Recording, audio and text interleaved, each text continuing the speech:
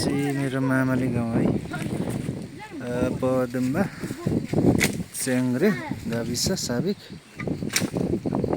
औलिया भन्ने ठाउँ है। यो चाहिँ मैले रुद्राक्ष दानाको बिरुवा रोपिरहेको छु। यो चाहिँ रुद्राक्षको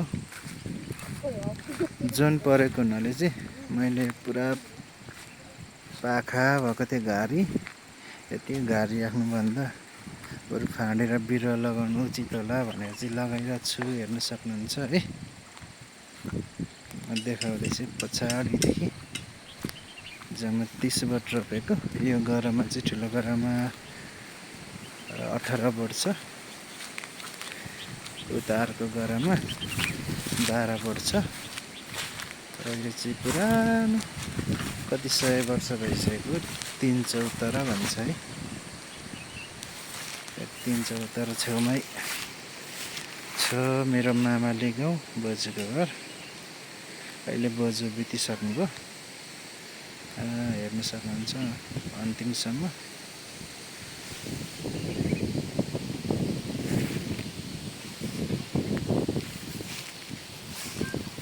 ओ माइला कहाँ गएको तिनीहरू यति छिटो? बस्नु भन्नु, एकछिन बस्नु।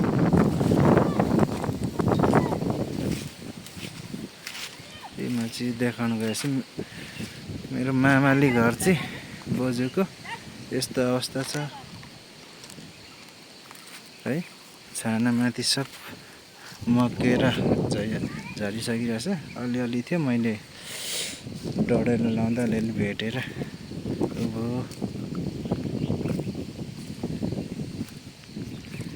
यस्तो छ है। यो माथिको मार्सेहरू बितलप, अनि यो पारीको डाँडा चाहिँ बास्तीमा। अनि पानीको स्रोत चाहिँ यहाँ छ, हाम्रो मामाले खन्नुभएको छ पोखरी। 20 mm पाइपमा 24 घन्टा पानी चाहिँ आउँछ, हेर्न सक्नुहुन्छ। यो तल घर मेरो मामाको घर हो, निलो टिन देखेको मामाको घर। तल डाँडातिर मामाकै घर, डाँडा भएको पनि घर हो। हजुर फुपा,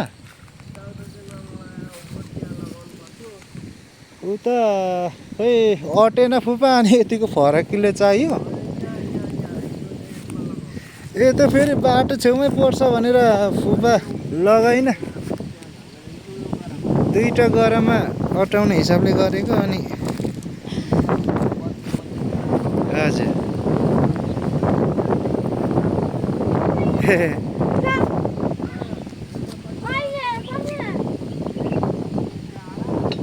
हजुर हजुर। एकछिन कहाँ निस्किनु भएको फुपा? ए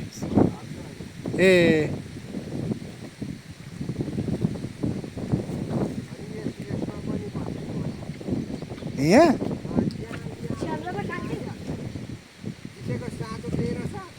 रहेछ फुपा, यहाँ मसा छ। अलि त्यहाँ राखिदिन्छु, उमै कोठामा राखिदिन्छु। हुन्छ फुपा।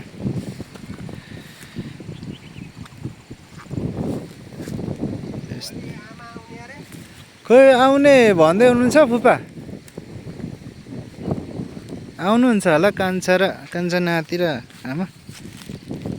यो गरामा छ यहाँ। हजुर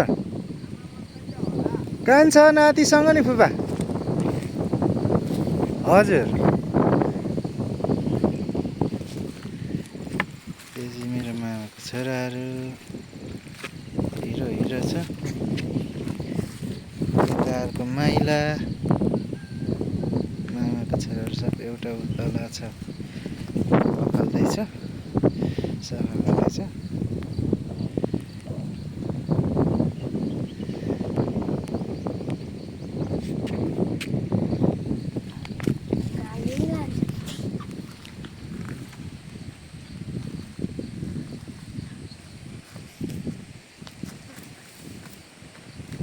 यस्तो छ है मेरो मामाको घर चाहिँ। अहिले छाना छैन, सब मकेर बुढो दुईवटा गरागरी जम्मा 30वटा रोपिएको छु रुद्राक्षको दाना।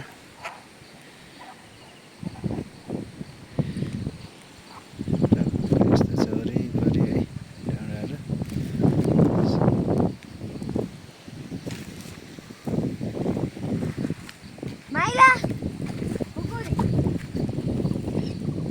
उयो त खोइ उयो